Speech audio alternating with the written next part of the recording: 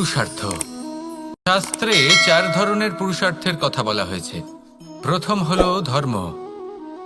আপনি কি জানেন এই ধর্ম আসলে কি? আপনার কি মনে হয় ধর্ম আসলে কি? কোনো বিশেষ ঈশ্বরকে মানাই কি ধর্ম বলা হয়? নাকি কোনো বিশেষ রীতি পালন করাই হলো ধর্ম?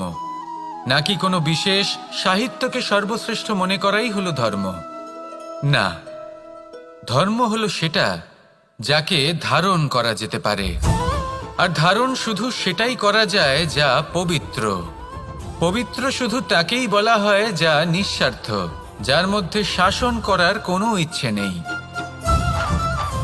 যা সরলভাবেই প্রবাহমান, জল এবং বায়ুর মতো। যখন কোনো ব্যক্তি ধর্মকে ধারণ করেন এবং সেই ধর্ম সেই ব্যক্তিকে রক্ষা করে, তখন তাকে ধর্ম বলা হয়। ধর্ম যা রক্ষা করে অহংকার থেকে, খারাপ চিন্তার হাত থেকে। সেই জন্য পুরুষার্থ গড়ে তোলার আগে, ধর্ম পালন করার আগে ধর্মের প্রকৃত অর্থ কি সেটা বুঝে নিন। এটা জেনে রাখুন যে সমস্ত ধর্মের আধার, সমস্ত ধর্মের ভিত শুধুমাত্র ভালোবাসা। আসুন আর এই ভালোবাসার সাথেই বলুন রাধা রাধা। কখনো কোনো বাগানের কোনো বৃক্ষকে দেখেছেন যেখানে সুগন্ধি ফুল থাকে, রসালো ফল থাকে? তখন মন প্রফুল্ল হয়ে ওঠে, মন থেকে সেই বৃক্ষের প্রতি ভালোবাসা জন্মায়। কিন্তু যিনি বাগানের মালিক, শুধুমাত্র তিনিই জানেন যে কিভাবে এই বৃক্ষকে আগলে রাখতে হয়, কিভাবে তার পরিচর্যা করলে এতে সুন্দর সুগন্ধি ফুল হবে, রসালো ফল হবে। কখনো কখনো প্রয়োজনের থেকে বেশি রোদ পেলে এই বৃক্ষগুলি শুকিয়ে যায়, প্রয়োজনের থেকে কম রোদ পেলেও এই বৃক্ষ কিন্তু শুকিয়ে যায়।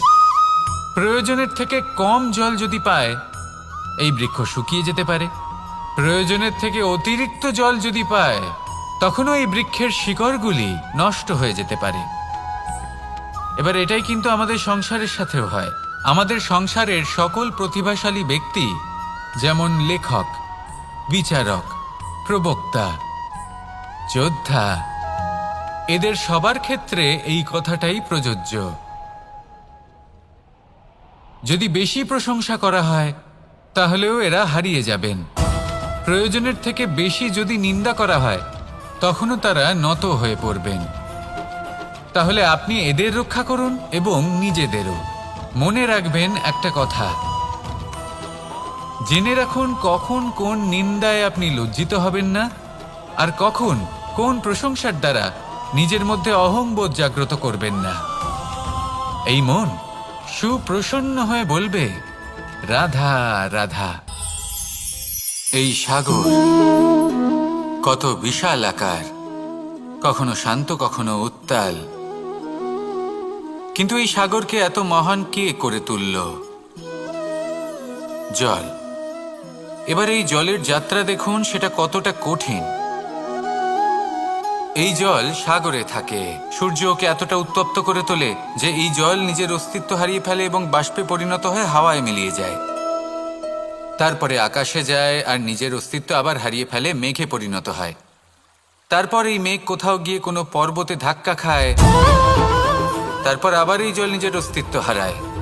তারপরে বর্ষার রূপ ধারণ করে তা বর্ষিত হয়, বা কোনো পর্বতের চূড়ায় তার শিখরে বরফের রূপ ধারণ করে।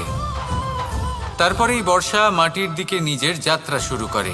এবার মাটিতে ঝরে পড়া এই বর্ষা স্রোতের আকার ধারণ করে এবং আস্তে আস্তে বইতে থাকে। এই নদীর আকার ধারণ করে এবং নদী রূপে বইতে বইতে পাথরে ধাক্কা খায় বা কোনো পর্বতে ধাক্কা খায়, আর তারপর এই নদী এসে সাগরে সমাহিত হয়ে যায়। নদীর এই জল আবারও নিজের অস্তিত্ব হারিয়ে ফেলে, কিন্তু এইবার সেই জল নিজেই সাগরে পরিণত হয়। এটা আমাদের সকলের জন্য একটা শিক্ষা যে এই সংসারে জীবন এবং সময়ের হলো এক অনন্ত যাত্রা। এই সংসারে যা কিছু আছে তার সূত্রপাত কোথাও একটা হবেই। সেই জন্য মৃত্যু এবং সমাপ্তির চিন্তা ত্যাগ করে দিন, আর যে সূত্রপাত আপনি লাভ করছেন তার আনন্দ উপভোগ করুন। ভেবে দেখুন আপনি কিভাবে শ্রেষ্ঠ কর্ম করতে পারেন যাতে এই সংসার এবং এই সমাজ, এই দুইয়ের মঙ্গল সম্ভব। আসুন আমার সাথে ভালোবেসে বলুন, রাধা রাধা। একটি নৌকা বিশাল একটি সাগরে ভেসে চলে, কখনো যাত্রীদের বা কখনো বিশাল বস্তুকে নিজের সাথে বহন করে নিয়ে চলে, এক স্থান থেকে অন্য স্থানে পৌঁছে দেয়। এই নৌকা কখনো সাগরে আটকে পড়ে বা কখনো ডুবে যেতেও পারে, কিন্তু এই নৌকা তখন ডুবে যায় না যখন এর আশেপাশে অধিক মাত্রায় জল থাকে। এটা তখন ডুবে যায় যখন ও নিজের আশেপাশের থাকা জলকে নিজের ভেতরে প্রবেশ করতে দেয়। যখন আস্তে আস্তে এই জল প্রবেশ করতে থাকে, নৌকা ভারী হতে থাকে আর আস্তে আস্তে ডুবে যায়। এটা আমাদের কাছে একটা শিক্ষা।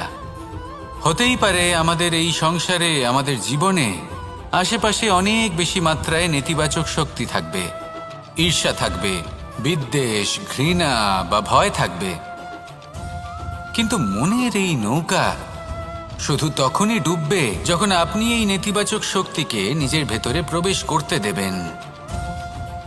মনে রাখবেন, এই নেতিবাচক শক্তিকে কখনো নিজের মনে প্রবেশ করতে দেবেন না। প্রবেশ করলেও তাহলে যেন সে সেখানে কোনো স্থান না পায়। শুধু এই বিষয়টা খেয়াল রাখলে আপনার মনের এই নৌকা জীবনের এই সাগরে সব সময় ভেসে থাকবে আর এই মন প্রসন্ন হয়ে বলবে, রাধা রাধা। আমরা সকলে শক্তি অনুভব করতে চাই।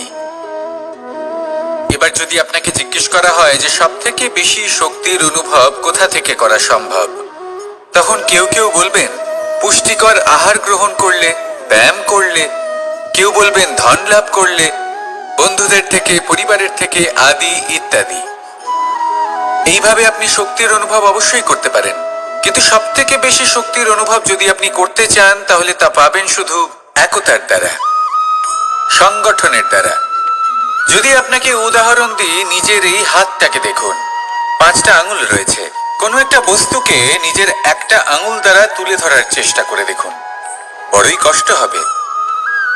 তখন আপনি বুঝতে পারবেন যখন এই 5টি আঙুল একত্রিত হয় তখন কোনো কাজ কতটা সহজ হতে পারে। এটাই হলো শক্তি, একতার। সব থেকে ভালো উদাহরণ যদি আপনাকে দিই তাহলে বাঁশি। এই বাঁশি থেকে অত্যন্ত মধুর সুর নির্গত হয় যা সবার মন প্রসন্ন করে দেয়। এই কথা সত্যি, কিন্তু এই বাঁশি আমি একটা বা দুটো আঙুল দিয়ে বাজাতে পারবো না। আমাকে প্রত্যেকটা আঙুল ব্যবহার করতেই হবে, তবেই এর থেকে মধুর সুর নির্গত হবে যা সকলকে